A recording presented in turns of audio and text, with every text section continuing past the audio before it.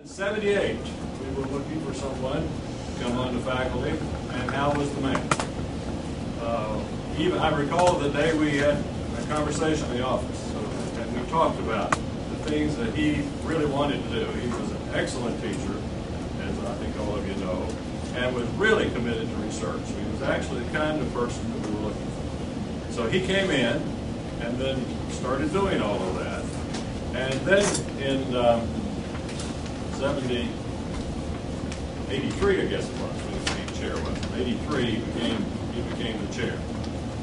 And he kept talking about how badly we needed to upgrade our labs if we were going to achieve the goals we had set for ourselves. And so he kept pushing that and pushing that. And they had a lot of good faculty members who worked with him, new faculty members that had been brought in at that time. And people had put together quite a plan. Now you have to remember, those were in the days before RCM, Responsibility-Centered Management, for those of you who don't know that acronym. I mean, some of us have heard it too much, I suspect. But those were before those days, when we had much less control over our money. We had no idea how we were going to get this money. But Hal kept pressing, kept pressing.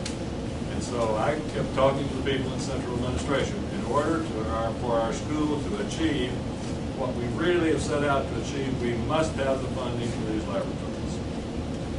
Well, that went on for a while. And then the people in central administration told me to go ahead with the planning. The money would be there. And I came back and reported that to Hal. And Hal says, "Where is the money coming from?" And I said, "Hal, don't ask me. Money's going to be there." And that's when he coined the term Hoosier contract. He said, "Is this a Hoosier contract?" And I said, "This is a Hoosier contract. Keep at it. The money will be there. We'll get it done." So that went on for a while, and the money didn't show, and didn't show, and then finally it came. And the construction started, and the labs were built essentially like they are now, except the new additions down here. Now, some of you may not know that this was the old University Computing Center, where the mainframe computers were located. I see some heads nodding, and most of them are gray that are nodding. But we had a lot of work to do on this. And thanks to Terry Claypax and his fine staff, that helped us really put it all together. They did a terrific job planning the labs and getting them up and running at that time. Now, they've, as I said, been added to since then. And you know, I never did find out where the money came from. I have some ideas, and they will remain nameless to protect the guilty, I guess. But it really was an exciting, creative, and frustrating time. And Hal was there every day. You know, he could be pretty persistent. And he was. And great tenacity. I mean, it got to the point when I saw him come to the office, I thought, I know the lab story. I don't need to hear it. I've heard this. And I'm with him. But he stayed at it and stayed at it and stayed at it. And we're here today to remember our great friend Hal and to name these laboratories in his honor. Thank you very much.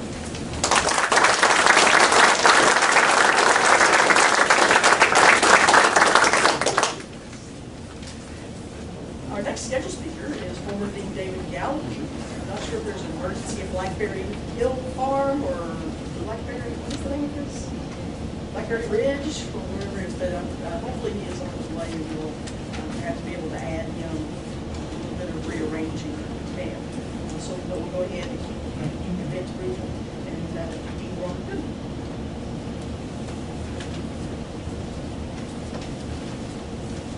Well, obviously, I've only been here for about 15 months, so I do have the pleasure to know Hal.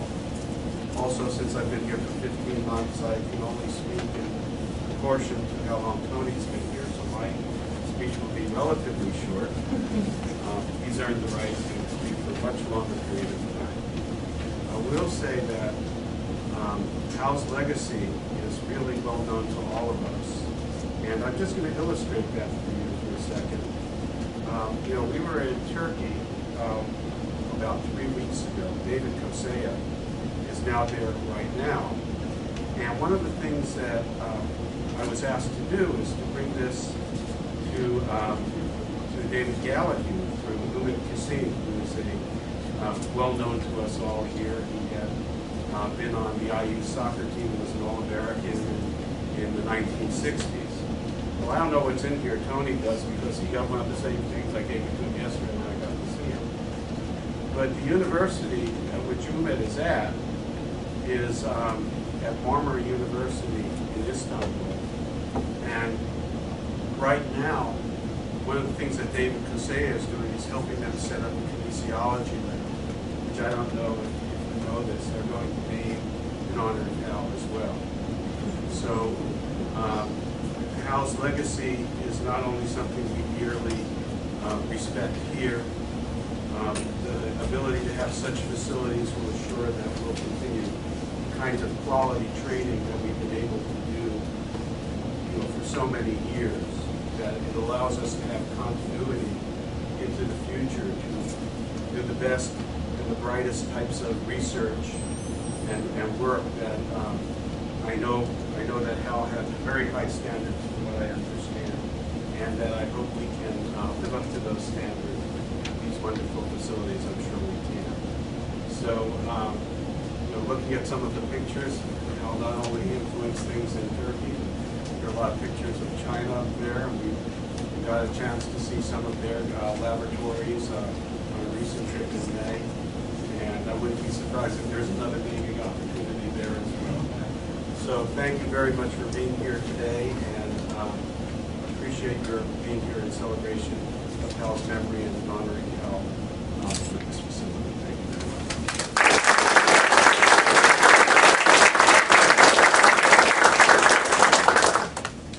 I'd like to ask now for appointing David Gallahue.